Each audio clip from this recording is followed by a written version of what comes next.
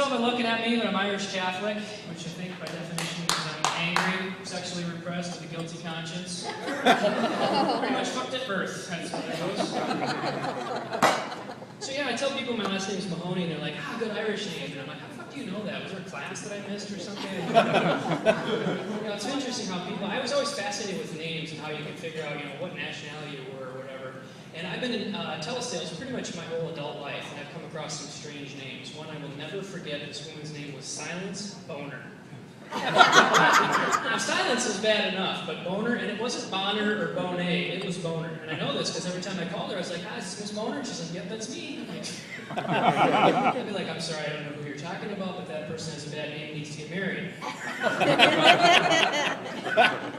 So I've been doing stand-up comedy for about 2 or 3 months now, and I remember when I got started, I was all excited, I'm writing jokes, and I called my mom, and I'm like, hey, guess what, I'm going to do some stand-up comedy. She goes, no!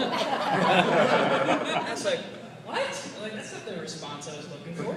Like, that's the kind of response you get when you tell your mom you're going into hardcore porn.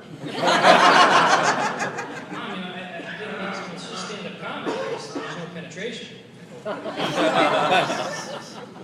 So yes, the gray hair is real, it's natural, I earned it. Well, I grew up with an older sister. That's how I got it. So, I think that anyone that has older siblings knows it's kind of like living with a terrorist, Like you never know when the next attack is coming, you just know it's coming, right? So,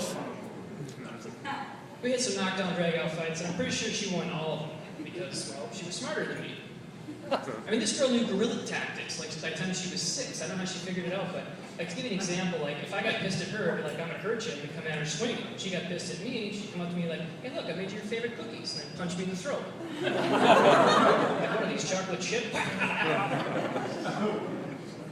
Our entertainment consisted of taking washcloths, getting them soaking wet, and then snapping them in each other's face. Well, unbeknownst to me, she was taking soap and smeared in the washcloth, so when it hit me in the face, the soap went in my eyes, I couldn't see anything, and she just went to town. I fought like Rocky, and not in a good way. Like, Rocky never blocked a punch. He just kind of went in there with his face like, hey, what do you got?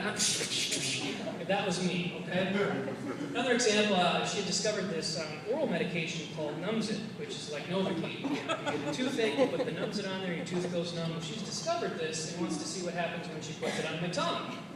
So I'm sitting there minding my own business, and she comes up to me like, oh my God, Joe, what is that on your tongue? I'm here to help you. I forgot this is the same terrorist that punched me in the throat last week. So I'm like, yes, please, help me out. What is it? And she's like, stick your tongue out. I'm like, She goes, I thought I would never taste anything again. It was completely numb. I said, what did you do to me? What kind of person does that? Terrorist.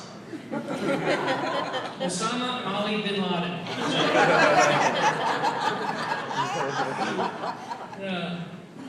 Last fight I remember, we're wrestling around in the basement. She gets me face down, grabs my legs, and drags me the length of the basement. And I'm like, I don't know if you've ever had a rug burn on your dick.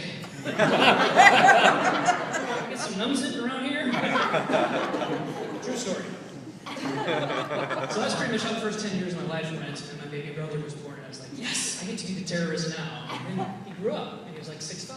I can't catch a break here. It was like that abominable snowman from Bugs Bunny. I will hug him and pet him and call him Joe. So yeah, I'm currently single, and it's tough out there, we're supposed to be the hunter-gatherers, and I've got some friends that hunt and gather, and they will walk up to a table full of women, and they will ask them all at the same time, it's like, hey, you want to go out with me? No? How about you? No? How about you? Their version of speed dating is, all right, let's see a show of hands, who wants to go out with me?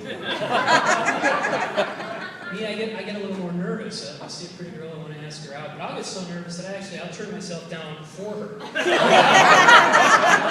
I can even get the question out, I'm like, hey, would you like to know go fuck myself? I think that went well. Let's try again. That's my time. Thanks very much.